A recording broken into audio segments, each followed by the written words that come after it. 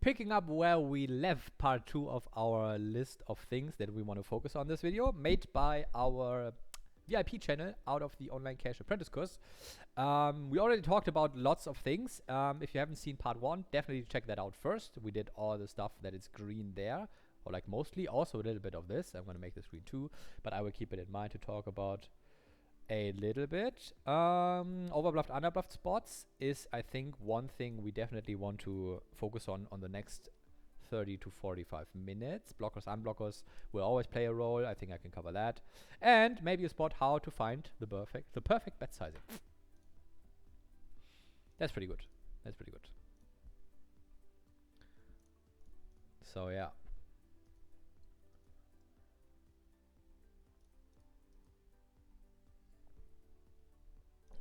Aces again. Also, I would open raise a little bit wider because the big blind seems to be recreational. No action, but also, like, we're not looking to get in aces here, right? We're looking to get in some spots where we can do something.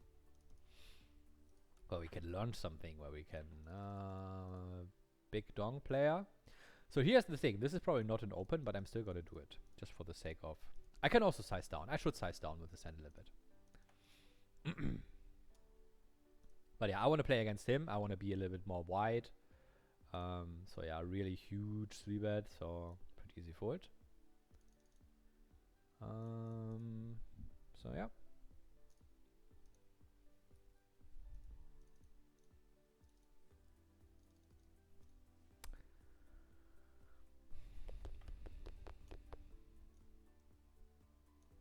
Maybe a spot where we can say, okay, how to find the perfect bet sizing.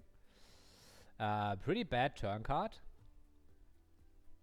Also, I had the question of, okay, this is pretty good. This covers 2 questions at once. So, let's go. Bet folding the turn here. If he raises, could be drawing dead, so no reason to really bet call. He doesn't have any natural bluffs really that calls the turn, calls the flop, raises the turn. So yeah, okay. So 1, find the perfect bet sizing. 2, why do we need, or do we need, a good checking range in these games? I answered this in the course channel as well. There was someone asking in what kind of situations I protect my checking ranges by mixing in good hands into that. For example, here on the turn, we could check that hand, right? The flush gets there, he could have a 6. Not that many worse hands that can call, maybe you could make an argument for, and then bluff catching the river. But the reason is the player pool, and this goes for every player pool in the low and mid stakes, likes to hit the call button, and they don't like to hit the bluff button. They are just not finding correct bluffing hands. They're not turning hands into a bluff. They are not finding check raises that are very, very wide or need to be very, very wide. They are not attacking capped ranges. Because for doing all that, it needs a lot of experience and a lot of knowledge, and they just don't have that. So what happens is they end up always raising when they have a good hand, regardless of what their range wants to do.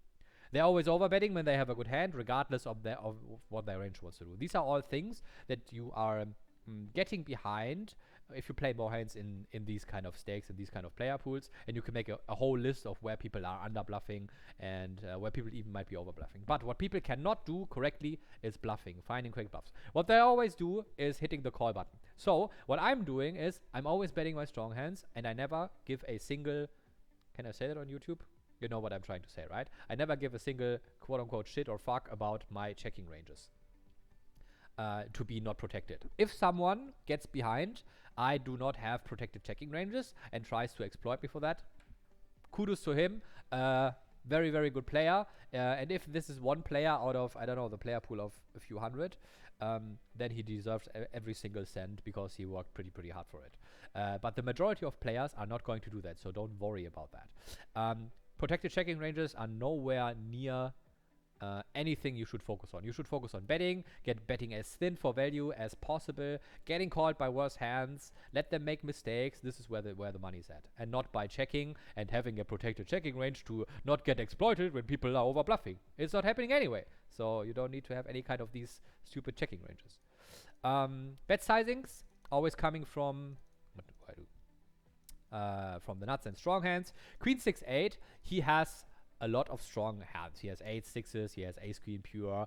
So you could make an argument in terms of nuts for sizing up, but on the same page, protection is not really a thing for my range. If I have a queen that doesn't need protection from overcards, for example, because he has maybe one overcard, I always have, or like very likely have an overcard maybe to go with my queen, nothing really going on. There are draws to charge, and I don't mind really having a polarized approach here.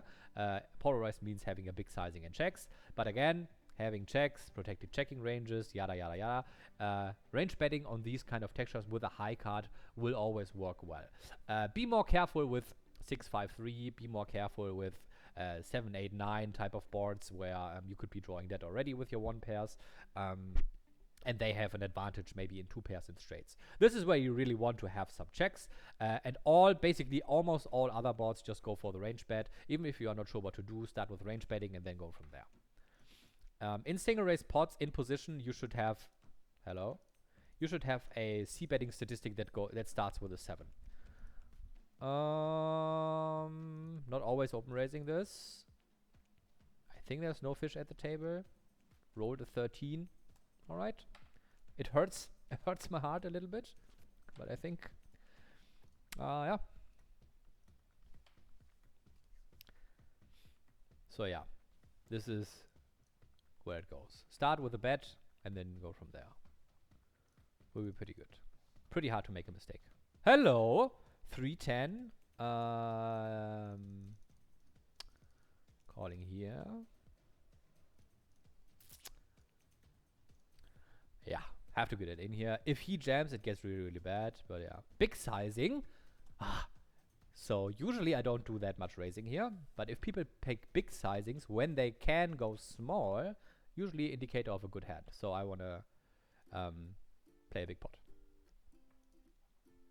I very much doubt that he just bets that big on the texture and then folds. And here ace king have to be careful. I would not do any 4-betting here. Calling, play a pot in position. I can get it in, right? 21, 40, 60. Yep. Not the flop I was looking for, but still calling 1, I think.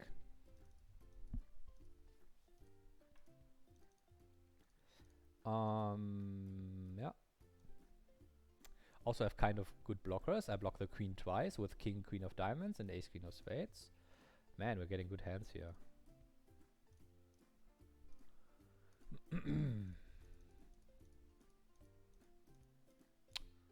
8, 9, 9, 10. I have the ace of spades, which is now not that great of a card anymore because I want him to have that. So I think folding turn is good. This hand maybe gets caught a little bit just for the pure sake of bluffing a spade river when it gets checked to us. But I think player pool will struggle to find bluffs here. He needs to barrel hands like king jack, for example. Maybe some jack 10, so some super air hands. So yeah, but if there's a hand on the turn that I would call a little bit, or what I would call a little bit more often, then it's kind of a hand with spades. So king jack of spades would be a hand I would call, what I would be more happy about than, for example, pocket 8s or pocket 9s, which could be drawing that. Ace king, also kind of better than pocket 8s, pocket 9s, but I think still doesn't make the cut. And it's also not that high of an EV spot. Most people need to find correct bluffs and all that. Ace 9 does nothing here. One position later, I might think about 4-bet bluffing a little bit. But yeah. 8-9 does a little bit of 3-betting. 89. Hello. Also a spot where people forget their bluffs. Like big blind versus under the gun, you have to have bluffs. It's not that many. But your suited broadways, your queen 10s, your ace 10 suited, your ace jack suited, should be in your 3-betting range. Unless you run around, like if you don't do that, you run around with like 2% big blind 3-bet, and it's pretty easy to play against. Also, in these positions, there are no 4-bet bluffs coming, so this is pretty easy snap for it. In order to 4-bet bluff under the gun versus big blind, they need to use hands like king 10 suited, ace 9 suited, maybe ace queen offsuit. Nobody does that. They're all clicking the call or the fold button. Jack 9, I think it's a little bit too loose against another gun.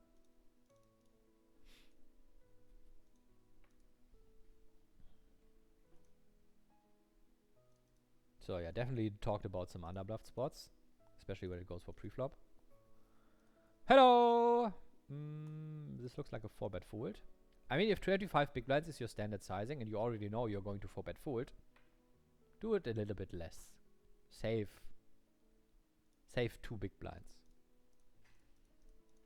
It's small, but it makes a difference. And everyone folding, we don't mind. We don't mind. We don't mind. And if someone calls, we also don't mind. Jams, not so good. Here I'm just gonna go 3x with a good hand because there's someone in the big blind that I want to play against. And I want to play a big pot. 4-4-9, again, just betting full range small. You get called by worse hands. People are not defending correctly, especially someone who has 80 big blinds.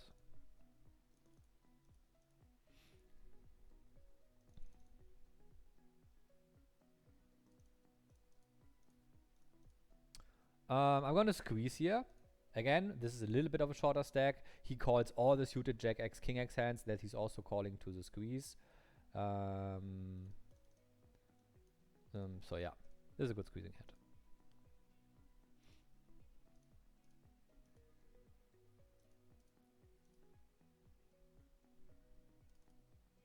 This could be 4-bet bluffing a little bit. Not on the 39 though.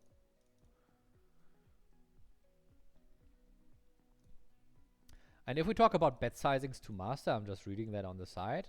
Let me see. The question was, if you look at GTO Wizard or like solver tools, they often suggest to have like 3 different sizings for a flop texture. They have a little bit of small, a little bit of medium, a little bit of large. I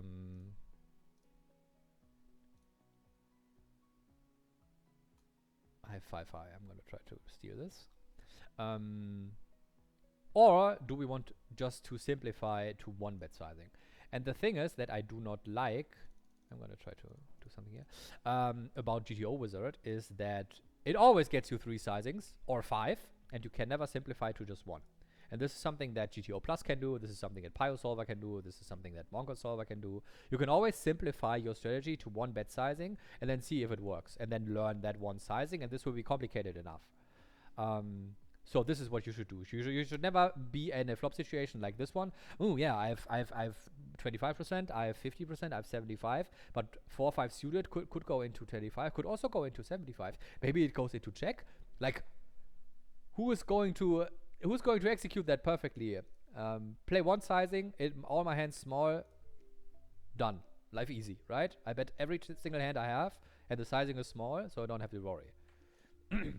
No equity on the turn. I have hands that are better bluffs like 10x, Jack X hands, even ace high would be better because it's an overcard. This is just super trash. Check the turn. If he checks the river, obviously we need to bluff because we have 5 high.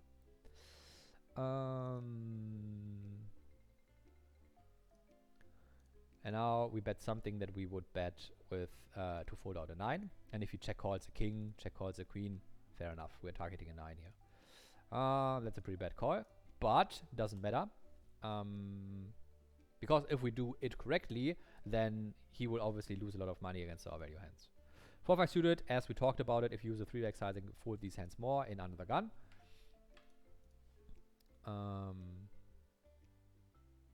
Not gonna go too crazy here in terms of sizing, because I don't want to put too much dead money into the pot. I don't want to do like 7 big blinds and then get 3-bet, and then I'm sitting there with something like ace-10 off or something. And also I don't like that people are cold calling these sizings, because again, you put a lot of dead money in there with capped ranges, but I think all these players are fish, so can't really can't really argue with that. We get the half pot donk bet. I'm going to start with a call. He bets into 3 people. This looks kind of scary. So yeah. Not really. Half pot again. He could overplay a hand like ace-9, ace-10. I can see that. But again, obviously we're not happy. But we have all the outs in the world in case we are behind, so... Hello! He can still have the ace of clubs, right? If he jams, I think we can just fold. Against this, I'm going to do just call, because I can't really see him having a lower flush instead of except for like ace 10 with a 10 of spade with a 10 of clubs would be the only combo that I'm really seeing there. But he has the super nuts with insurance, and we are like absolutely dead on the turn almost. And he called ace king pre to a 3.6x. Yeah, this may be also a good like really quick. If you have these hands, please don't put it into a channel to let someone analyze this. Pre-flop is bullshit, flop is bullshit, turn is bullshit, river is bullshit. Nothing to worry about. You lost the hand against some random guy doing random things. Put it into the trash, move on, focus on stuff like correct c-bet sizings, why you want to pick a certain sizing that we worked on, and all the stuff we have in here. This is like way bigger and more of a big impact on your win rate than these hands that are coming out randomly. Same goes for all the cooler situations, the set over set situations, the 4-bet pot, both have an overpair situations, the flush over flush situations and all that stuff.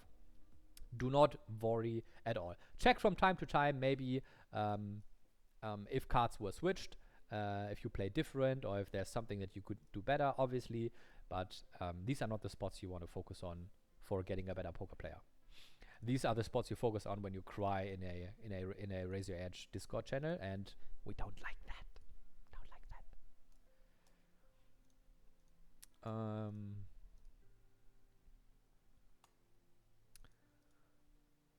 King 5 deuce. We don't have deuces. He probably does, but we have like, there's no connectivity really, no protection needed.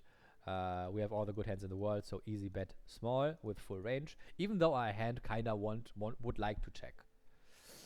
Not anymore though. This is gonna be a 3-bet 2. I could bet small again, but I think I'm not gonna do it because he has all the ace x clubs in the world, and I obviously want to get stacks in. Also good card to bluff. Jack 7-8, I'm going to start with a check. Okay. Something going on here. Because I think the player pool is calling all the pocket pairs and all the 10-9 suited. So this board is kind of quote-unquote bad for me because in position has a lot of good hands. So I'm going to be careful here with my queens. And then could be drawing that on the turn. I mean, I'm not drawing that, right? But this is pretty easy. If he bets 1/3, I'm in a world of pain. Because I get a good price, I can still improve. He could bet worse hands for value. But here he just says, I have 2 pair or a set or a 10. And he just tells me, right? And the price is so bad that I don't even need to defend my queens here. So, easy. This is a very good lead. I don't think he does it because he knows it. But this would be a pretty good lead. 5-4-6. You want to have a leading range. Not that it's really something you need to have, but if you want to have it, it's a good play. So yeah, and then if we are allowed in a 3-bet pot to get away with our queens, they're on the turn already, you need to know, or you need to understand that this is like a massive success for you. Not losing your stack, not losing another 3 to 2 pair, because they make it so easy for us, right? So this is a win. This is a pretty big win. Although, obviously, it doesn't look like it.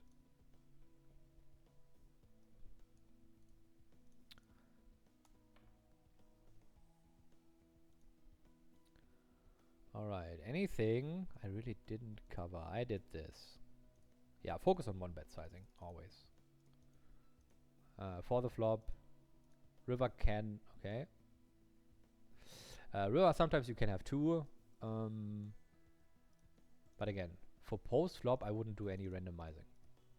Do it a little bit for pre-flop to know, okay, this hand only 3 bets half the time, so I'm spinning for a number between 150. 88 is pretty high, so I roll aggressive, so I'm just going to go for 3-bet. Aces, I have to roll, and obviously we don't roll for aces.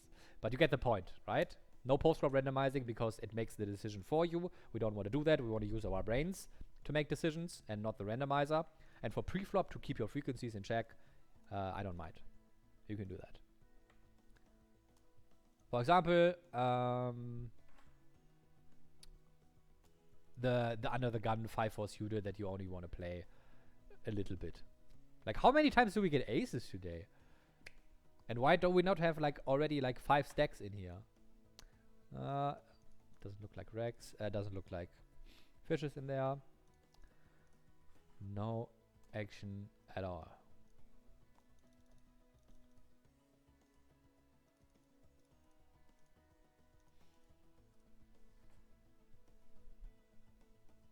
Ten-9 is a little bit too bad to defend. Same goes for Queen Jack. Especially out of the big blind 3 bets, alarm bets should go off. Everyone is forgetting the bluffs. So folding a lot is good. Never forward bluffing.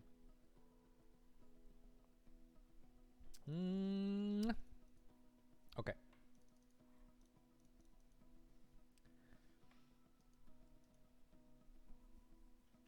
And folding this.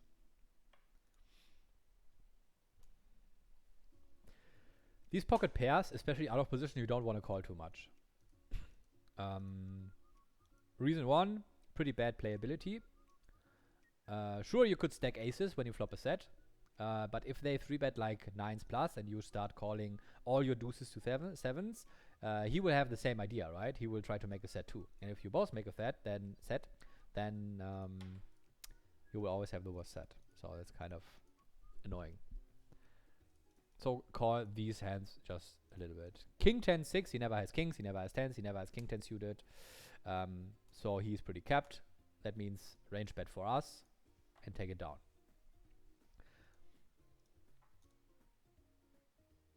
And also like just one sizing. Yes, there are draws out there, but he cannot have all these draws, right? He never has ace queen suited, he never has ace jack suited, he never has queen jack suited. He should never have 7-8 suited. He should always 3-bet 8-9 suited.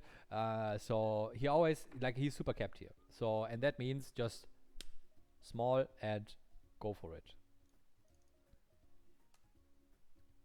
And this is how you can always do it. And then when it gets a little bit more dangerous, like, I don't know, 10, 5, 7 flush draw, you could be like, yes, I think I want to have a big sizing here and be polarized. Against min raise, I'm going to call.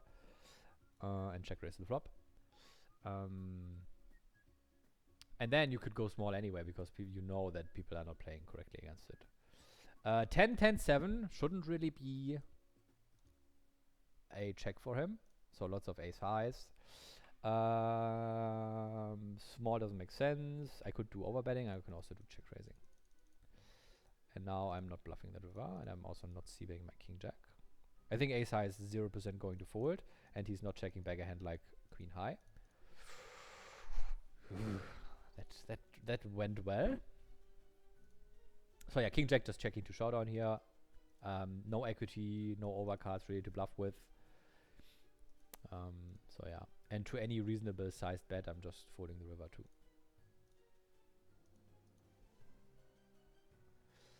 And now I can do something which is not really a thing, but I think it works. Just betting small to get called by king 10 maybe. King 9, an 8 that doesn't believe. King 8, kind of close. King 6 I would have opened. So in position on the river, usually there are no small sizings. The reason is that I never have an ace with that line, so my range is always capped. And I always have like a range made of weak bluffs and weak value hands. And then if people know that, they start raising and jamming. But since this is all not happening against the special type of players, you are allowed to do that. Again, single spot, out of position, we had that. This fits into this category, so we can bluff. I would like to have a spade with it. We don't, so no equity really. If you want to have bluffs here, your queen 10, ace queen, ace 10, spades, 6, 7, way better than pocket deuces. So yeah, and if he has ace queen, ace 10, I think he is in the camp of, maybe I have showdown value, so I think I don't need to bluff my deuces here. Easy. Easiest game of my life, ace queen offsuit. Ace 10. 10-6-4 will be lots of half potting. You don't go small on these kind of textures, and I'm gonna explain in a second why.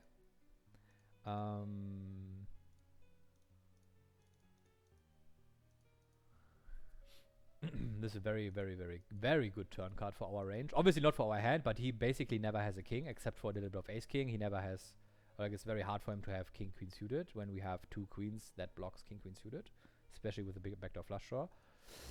So yeah, I'm gonna do this, and I'm gonna still value bet the river too, to get called by ace 10, 10, 9, 7, 8, lots of calling hands.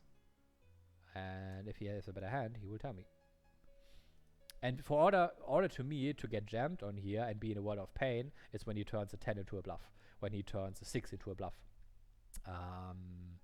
stuff like that. But he doesn't have any natural bluffs available, right? 8, 9 gets there, 6, 7 gets there, all the sets, all the ace kings. So what kind of ones do you bluff with, right? So not really going to happen. Okay, so why half pot and not small?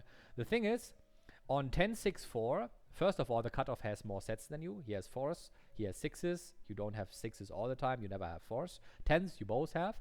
And then you have a little bit more overpairs, aces and kings, that cutoff never has. This is kind of how it works. Also, it's kind of quote-unquote dry in terms of flush draws, but there are some straight draws going on, and also he has 5-4 suited, 6-7 suited, 10x, and your queens and jacks, ace 10, need massive protection to not get floated too wide. You don't want to bet 1/3 with your pocket jacks, and he calls a hand like king queen, ace jack off, ace queen to that sizing. You hate that, because if a turn like this comes, and you bet like very, very small on the flop, he could even have a hand like king queen off because he gets the right price to float. That's one thing. You want to protect your value hands. Your value hands need protection. This is why the bigger sizings comes from. And if you have a bluff, you want to make him fold these overcards too. For example, if you bet a hand like queen jack, or a hand like jack 9, right? Jack 9 backdoor flush draw, you bet for that sizing, because you want to bomb out his king queen, king jack, queen jack, ace queen hands right away, that if you make a pair with your queen jack on the turn, it's clean. And you can value bet this comfortably without having to worry about, yeah, he floats with all these better hands and maybe I have a kicker problem now. Doesn't have to be if you pick the right flop sizing. So one thing is, he has lots of good hands, which determines we don't want to bet too often. If we don't want to bet too often, then sizing goes up. You have a more of a polarized approach. Half pot is not that crazy polarized, but it makes sense for protection reasons and also for bombing out overcards with our bluffs. So yeah, this is kind of what how I do it in practice, or how the 3-step model works in game. Really, really quick, right? So you see the flop, yada yada, protection, bluffs, floats, yada, half pot. If there's a flush draw and it's a little bit more like the 10, 6, 5 flush draw, you could even implement a 75% sizing, because there's more weak hands to charge, there's more draws to charge, and at that point, the protection argument, the draws to charge argument, and the weaker hands to charge argument outweighs the argument of always betting your full range. 5 suited going to do a little bit of 3 betting. Now, I think I don't want to squeeze this hand. If I have ace 5, I would definitely squeeze. No diamond. And again, the single raise pots out of position rule you can use even more for small blind versus big blind. So all the low card boards, especially the low paired boards, like 4-4-5 or something, are super dangerous for you, because he has all the trips in his range and you don't. And if you face a 150% overbet on the flop, you should also be careful. And to that sizing, without a backdoor flush draw, I'm just going to fold the flop. Usually, multi-way, you want to have small sizings. You don't want to polarize too hard. My hand has a very hard time to improve. There's no turn kite I'm really in love with, so start folding the flop. A3, I think, against other gun is a little bit too wide.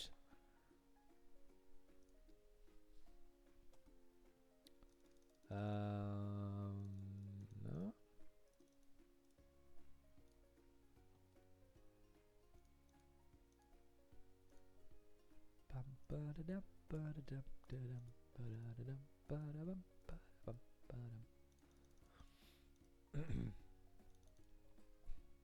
King always going to 3-bet. Again, 3-bet only approach. No cold calling for us. Did we flop a set this session? I don't think so, right? So he goes 2.2. We have deuces in the big blind. Surely we're going to see a flop and flop it, right? Surely. God damn it. Can I stay and still see? Also not an option. So we have a cold caller again. Again, you want to have good top pairs here, so I'm pretty happy in that spot in general. I don't mind him seeing turn cards with his king, queen, king 10. He might call them anywhere. But since his range is so hard into the Broadway region and pocket pairs region that I already could be pretty dead here, I'm just going to check foot. And if he has a head like king, queen, and ace, queen, I don't think necessarily that he steps the flop with, which makes this checking good as well. Again, against fishes, you can just do whatever you think is best. Against stations, we never bluff. Against someone who cold calls 3-bets and hits a good flop, we just check fold our ace king, and all these situations. There's just where the GTO just goes into the trash, and it should be like that. 8-9 goes into the mug. Anything we really haven't talked about? Lots of overbluffed, underbluffed spots, especially against checking ranges, especially in very, very big pots. Timings where they just snap jam the river. So yeah. Blockers, unblockers, also basically irrelevant in every single situations. King 7 usually not an open. I'm still gonna do it, but using smaller sizing.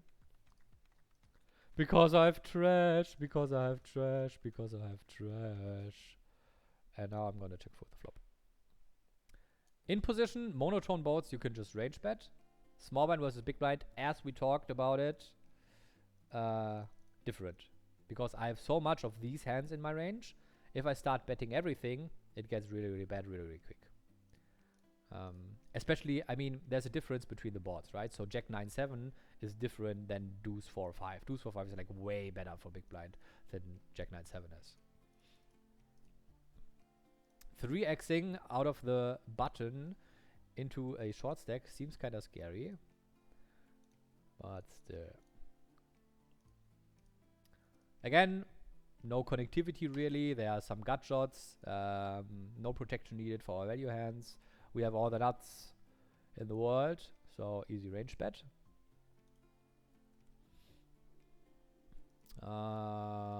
Queen is not that great for bluffing with clubs.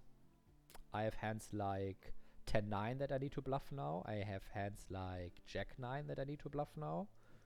Spades. Hands like Ace-10, Ace-Jack, obviously. So this goes into check forward, and now I'm gonna bet the river, obviously, because I have trash, I have trash, I have trash. I want him to fold a queen or a 9, right? So this should fit. Always bluffing this. When I get to the river with these kind of hands, always bluff this. Not going to go too huge because I can see King X of spades checking back, Queen X of spades checking back, and then jamming the river.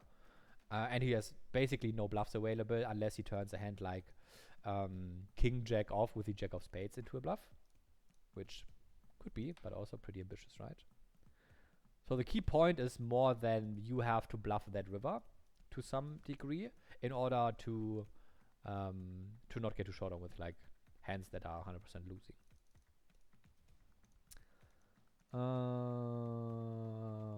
Here I isolated a limper. I can start with a check on the flop. And on the right, 3-betting ace queen suited, getting a 4-bet. Should be lots of 4-betting going on. I mean, he should have bluffs. But anyway, ace queen just goes nowhere. Ace queen suited is just way too good. And here I'm going to try to get 2 streets with my 9s. No heart on the flop. I don't like. If he goes half pot or more, I'm just going to fold the flop. Okay, that's sizing. I'm not going to fold. Probably beat here, but not folding my 9s. Peeling 1 with my ace queen.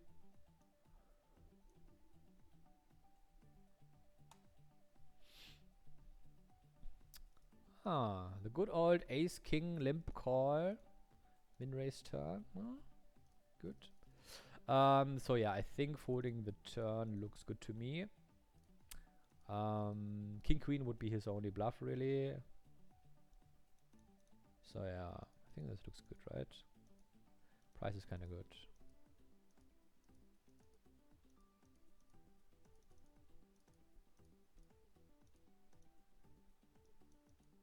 Yeah, Looks good to me. Probably calling a little bit in theory, but I have ace king 2. I have clubs, I have king queen, so yeah. Sevens is close against the min raise. I think I'm just going to fold. But yeah, what was I about to say? Oh yeah, the limper. Obviously, these spots are super relevant. And we expect to be beat most of the time. 10-9 is doing a little bit of calling, I think. 84. Fair enough. Not calling this all the time, but I think a little bit is okay.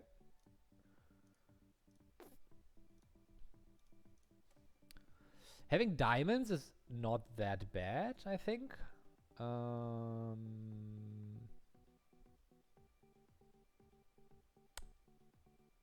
But I think spades is better for raising, and I think I want to like to have a hand like king something.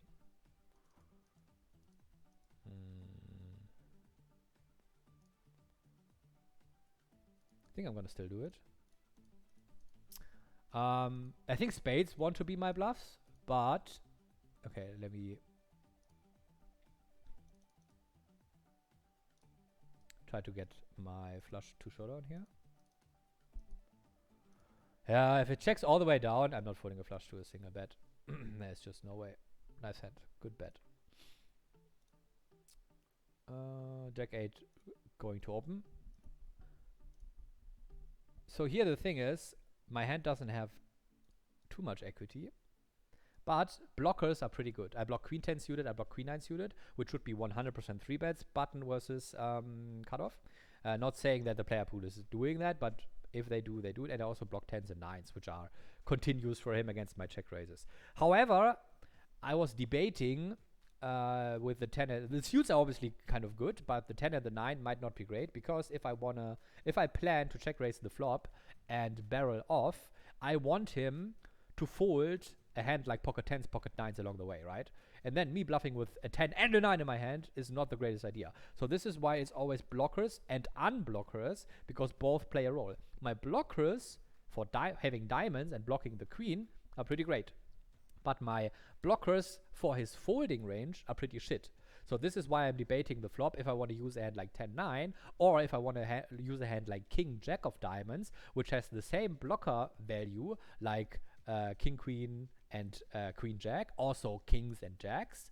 And I'm not blocking a hand like 10s and 9s that might be folding along the way, right? So the prediction is higher diamonds are better to bluff here than lower diamonds when we talk in theory, and this would be a great question for a solver. This is something I would note and be like, okay, I'm going to find out in the solver and let the solver answer my questions. What kind of blockers are preferred here? Do I want to have high cards or want to have lower cards? Also, king high has obviously a little bit more equity if he has pocket 10s, because we still can hit an overcard. So all these thoughts are running through my head, and then in the end, what makes me do it anyway is that people are obviously range betting, but then not floating enough. So I think I can get hands to fold that should call, that hires my EV. And also I didn't plan to triple barrel the send off. I think a lot of EV already comes from check raising those flops a lot and finding some bluffs just to make them fold their air. And they overfold in that spot. So this is kind of the prediction why I did it anyway. So yeah, I hope that makes sense.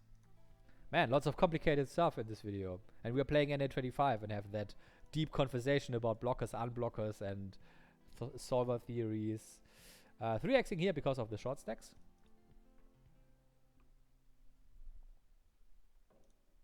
And have to fold this, unfortunately. Deuces I'm not going to open raise with all these non-full stacked guys behind. They can't fold their pocket 3s, and then I make a set and I'm happy and I still lose my full stack and I don't know what happened. So yeah, that's kind of how it goes. Okay, blockers, unblockers. Defending versus 3-bets, I think we did 2. I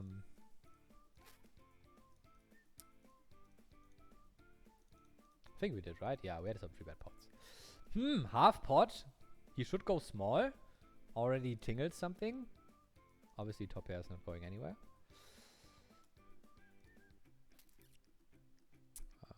Okay, ace-5 suited. Again, alarm bet should go off. Big blind 3 bets. And I'm gonna check fold or check raise the river. Wow, he's not value betting this. Pretty good for me, I think. I take a deuce of spades. Ooh, almost. So yeah, looks like we are kind of handcuffed here to lose our stack, maybe. Yeah.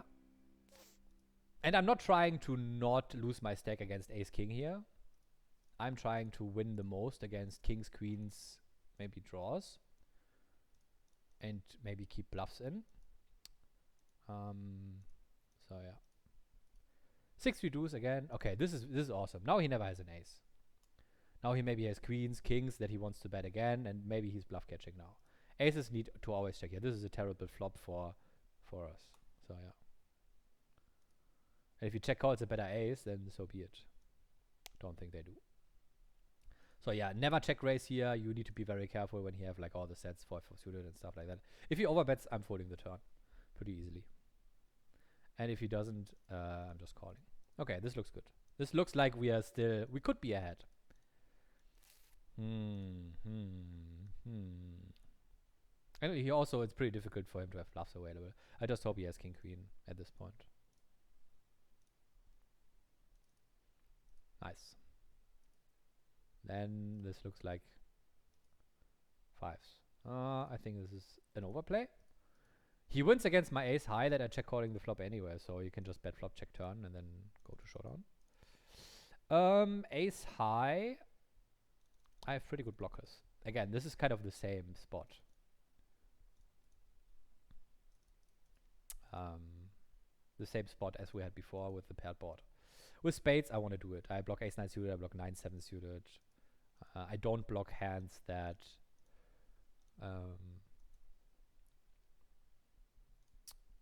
that are floating the flop. So his diamonds, hearts, and clubs. So yeah, this is going to be a bet again. And then I'm gonna probably jam the river too. And I don't see him open, like isolating with a big sizing and too many 9x hands. Ka-ching. Can we do something here? Probably not. Small sizing, I think he can go half two. Gonna peer with my ace king.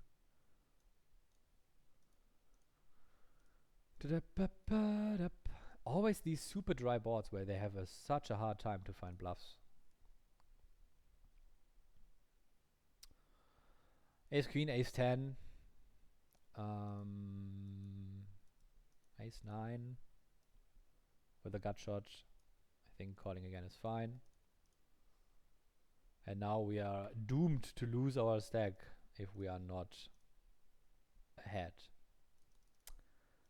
So if he has ace 10, ace queen, he might be checking that river.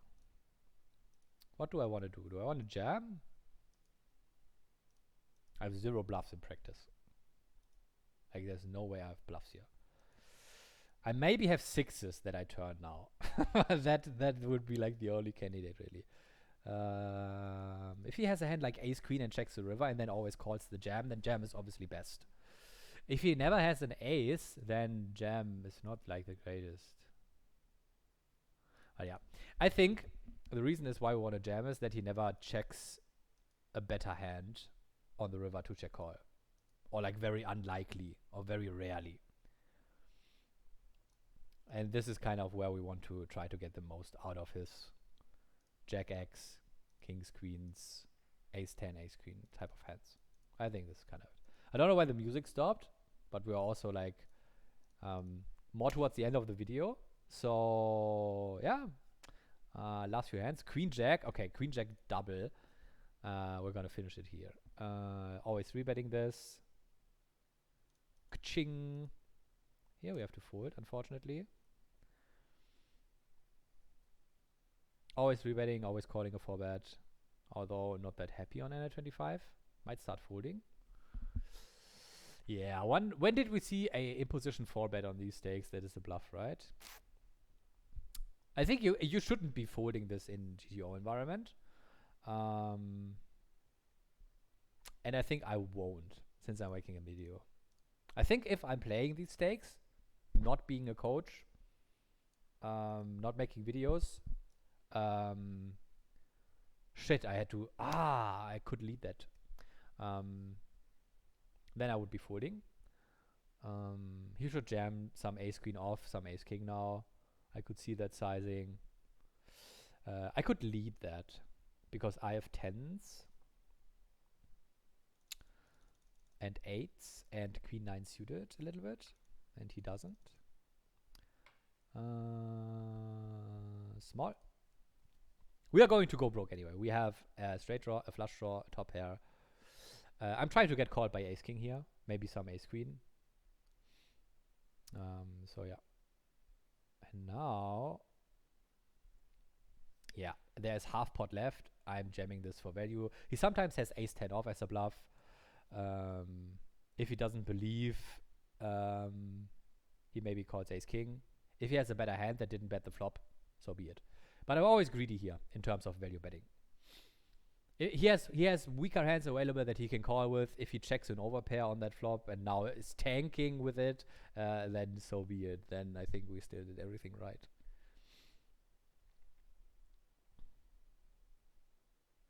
Nice. This is exactly how it's supposed to be working out. And this is the greatest end for the video. I think these two parts are one of the best content videos I made in a long time. From timing and also from exactly things working out the way we planned it. Ace 10 should always be a call. I think ace 10 offsuit you want to bluff at some frequency, but ace 10 suited is way too good to 4-bet and then get jammed on, and then you fold like ace 10 suited.